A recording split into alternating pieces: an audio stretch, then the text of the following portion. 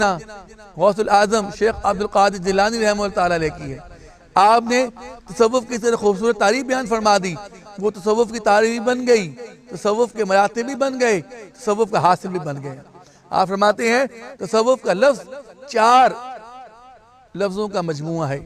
Number 1 تے، فرمایا تے سے توبہ ہوتی ہے، پھر فرمایا سواد سے صفا ہوتی ہے، پھر فرمایا بھاؤ سے ولایت ہوتی ہے، اور فرمایا فے سے فنا ہوتا ہے۔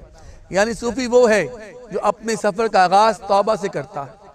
توبہ کرنے کے لیے وہ کسی صاحب توبہ، صاحب مقام، صاحب حال فقیر کے حضور میں حاضر ہوتا ہے، اس کے ہاتھ میں ہاتھ دیتا ہے اور پھر اس کے حضور توبہ کرتا ہے، پھر اس کے حضور میں رہ کر مدارج طے کرتا ہے، منزل صفا پاتا ہے کہ اس کا دل اللہ تعالیٰ کی محبت سے مملوء ہو جاتا ہے، اور ہر وہ محبت جو اللہ تعالیٰ کی محبت کے مخالف ہوتی ہے وہ نکل جاتا ہے۔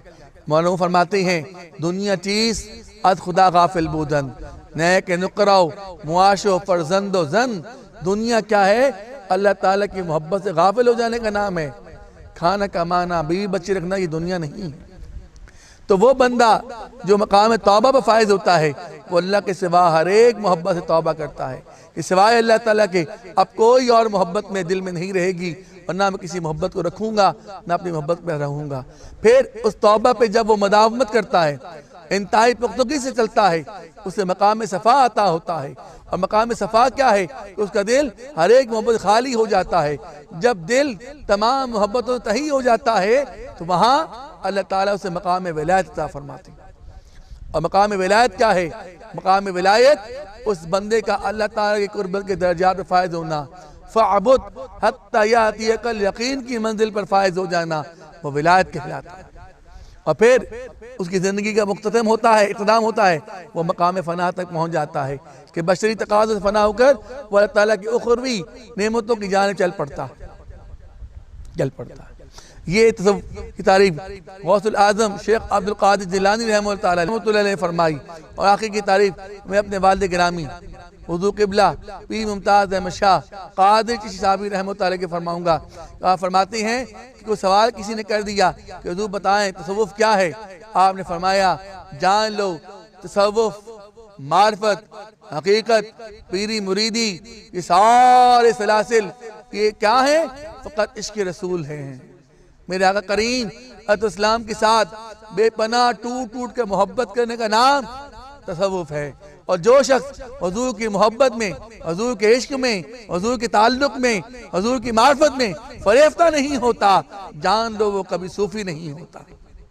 صوفی کی پہچان ہی بنائی کہ والد گرامی فرماتے ہیں کہ جب تم جاؤ کہ صوفی کی پہچان کرنا چاہو تو دیکھو وہ حضور اسلام کی ذات بابرکات سے کس قدر ٹوٹ کر محبت کرتا ہے، حضور کی سنتوں کا کس قدر وہ حریص ہے، حضور اسلام کی قربت کے لیے کس قدر دگ و دو کرنے والا ہے، حضور اسلام کی بارگاہ کی رسائی کے لیے اس کے اندر کس قدر آگ موجود ہے، اور حضور اسلام کی بارگاہ کی رسائی کے لیے شب و روز کس قدر مجاہدات ریاضات کرتا ہے۔ یہ جان لو، جب تم یہ جان لو گے تو جان لو کہ جو کس قدر حریص ہے حضور اسلام کی بارگاہ کا وہ اتنا بڑا صوفی ہے، اتنا بڑا ولی ہے۔ اگر اس کے دل کے اندر میرے آقا کریم علیہ السلام کی محبت کا بھامر نہیں ہے، عشق کے سوتے نہیں پھوٹتی ہیں، اس کے وجود سے حضور اسلام کی عشق کی لپٹیں نہیں نکلتی، تو جان لو تصوف سے، صوفی سے دور ہے وہ تو ان کی زندگی حیات طیبہ از اول تاخر عشق رسول کا ایک بہترین نمونہ ہے۔ سوائے تاجدار کائنات خط المرسلین حضور سید عالم صلی اللہ تعالی علیہ وسلم کے میرے قبلہ والد گرامی حضور قبل عالم قطب العالم قطب الشاد سرکار پیر ممتاز احمد شاہ صاحبی رحمۃ اللہ علیہ، آپ کی پوری حیات عشق رسول کا ایک بہت بڑا جو ہے نا آئینہ ہے۔ اس آئینے میں لوگ اپنے عشق کو جانچ سکتے ہیں کہ میرے دل میں کتنا عشق موجود ہے، مجھے حضور اسلام کی ذات بابرکات سے کس قدر محبت ہے۔ وہ اگر جاننا چاہے تو آئینہ اس کے لیے میرے والد گرامی کی ذات ہے، اس آئینے میں اپنے آپ کو جانچے پہچانے تو اسے عشق حاصل ہو سکتا ہے، عشق پہچان سکتا ہے۔ تو دوستان عزیز وقار، یہ اولیاء کرام کی مختلف تعریفیں ہیں۔ تعریفوں کے معاملے میں کتابیں بھری پڑی ہیں، بے پناہ تعریفیں ہیں جن میں تصوف کے احوال بیان ہوئے ہیں اور لوگوں نے بیان کی ہیں۔